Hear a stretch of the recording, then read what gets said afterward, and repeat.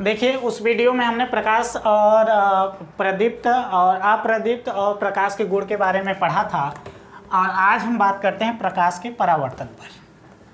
आज हम चर्चा करेंगे प्रकाश के परावर्तन पर। देखिए बहुत ही सरल है, बहुत इम्पॉर्टेंट है, इससे सवाल बहुत बार एग्जाम में पूछे गए हैं, वनडे एग्जाम में।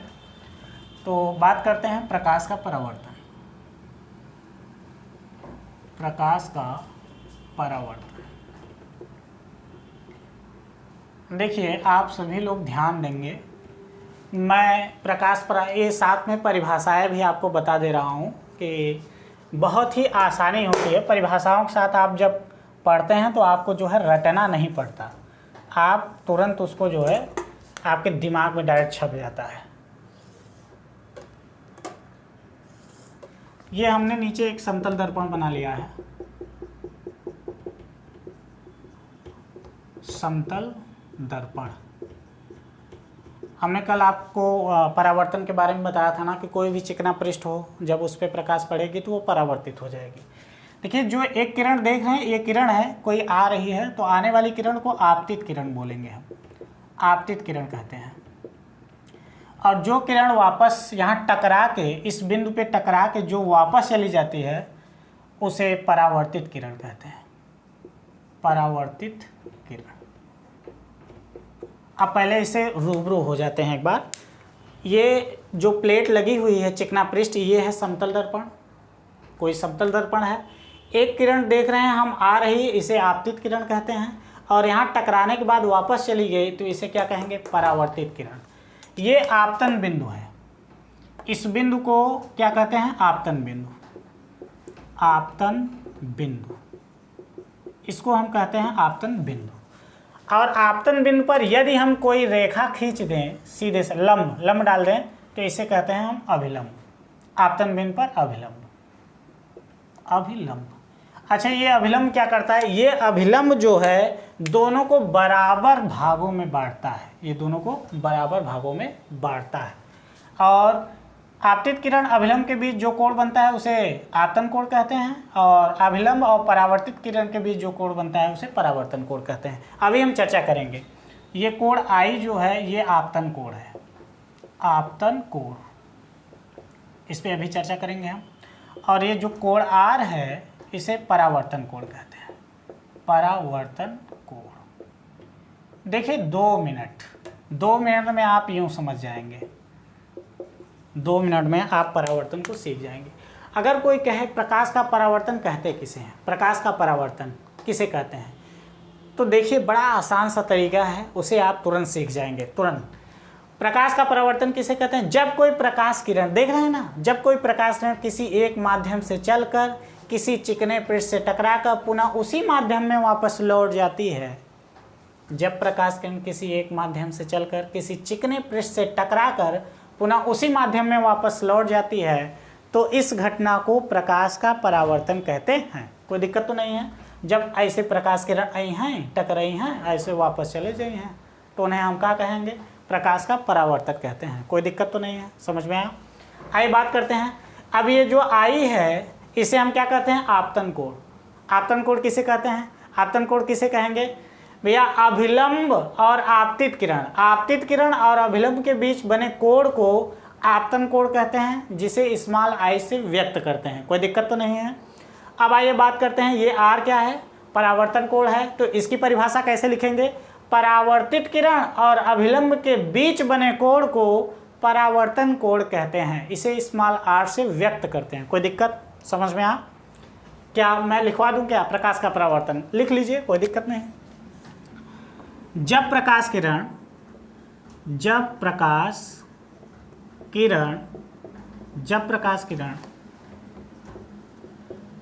किसी एक माध्यम से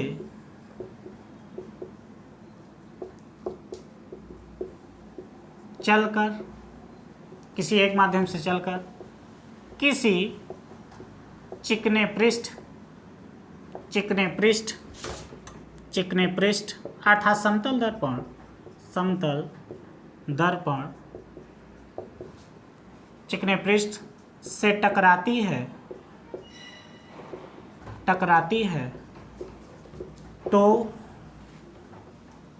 टकराती है,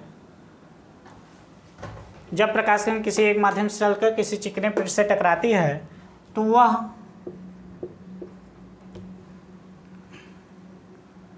टकराकर, नहीं बन रहा था सब, टकराकर समतल दर्पण से टकरा कर उसी माध्यम में वापस लौट जाती है, उसी माध्यम में वापस लौट जाती है, तो इस घटना को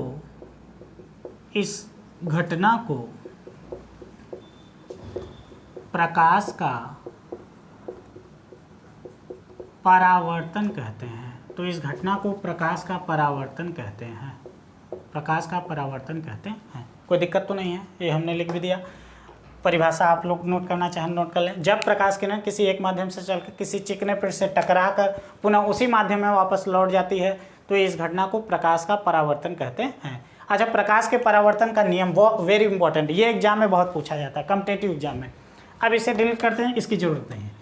देखिए, प्रकाश के परावर्तन का नियम, प्रकाश के परावर्तन का नियम, परावर्तन का नियम। देखिए, प्रकाश के परावर्तन का दो नियम है जो बहुत बार एग्जाम में पूछे गए हैं, इतने कि पूछिए मत। प्रकाश के परावर्तन का नियम दो नियम है। पहला नियम क्या है? पहला नियम यह है कि I का मान R के मान के बराबर होता है। पहला नियम यही है कि आपतन कोण का मान परावर्तन कोण के मान के बराबर होता है। क्यों? क्योंकि जो आपतित किरण जितने कोण पर आती है उतने ही कोण पर वापस लौट जाती है, और अभिलंब बीचों बीच पड़ता है, तो जो कोण यहाँ बनेगा वही कोण यहाँ बनेगा। अर्थात हम कह सकते हैं आपतन कोण I का मान परावर्तन कोण R के मान के बराबर होता है। अगर आपतन कोण I का मान परावर्तन कोण के मान के माने बराबर ना हो तो परावर्तन नहीं होगा, लेकिन परावर्तन अगर हो रहा है तो I का मान R के मान के कंप्लीटली क्या होगा? बराबर होगा। कोई दिक्कत तो नहीं है। तो पहला नियम में हम क्या लिखेंगे? प्रकाश के परावर्तन का नियम, पहला नियम क्या है? आपतन कोण का मान, आपतन कोण का मान परावर्तन कोण के मान के बराबर होता है, बराबर होता है, कोण के मान के बराबर होता है। अर्थात कोण I बराबर कोण R। ये बहुत बार पूछा है परावर्तन का नियम। दूसरा नियम क्या है? देखिए, दूसरा नियम इसे समझते हैं। दूसरा नियम क्या कह रहा है कि आपतित किरण, परावर्तित किरण और आपतन बिंदु, ये आपतन बिंदु है ना, आपतन बिंदु पर अभिलंब तीनों एक ही तल पर स्थित होता है। फिर से समझिए, आपतित किरण, परावर्तित किरण तथा आपतन बिंदु पर अभिलंब तीनों एक ही तल पर उपस्थित होता है। कोई दिक्कत तो नहीं है? एकदम समझ में आ रहा है? मैं लिखवा दे रहा हूँ। आपतित किरण, आपतित किरण, परावर्तित किरण तथा आपतन बिंदु पर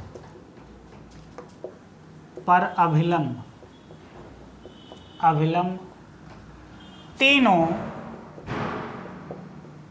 एक ही तल में होते हैं, एक ही तल में होते हैं। तो क्या आपको प्रकाश का परावर्तन समझ में आया? आपतन कोण किसे कहेंगे? आपतित किरण अभिलंब के बीच जो कोण बनता है उसे आपतन कोण कहते हैं। परावर्तित किरण और अभिलंब के बीच जो कोण बनता है उसे परावर्तन कोण कहते हैं। कोई दिक्कत तो नहीं?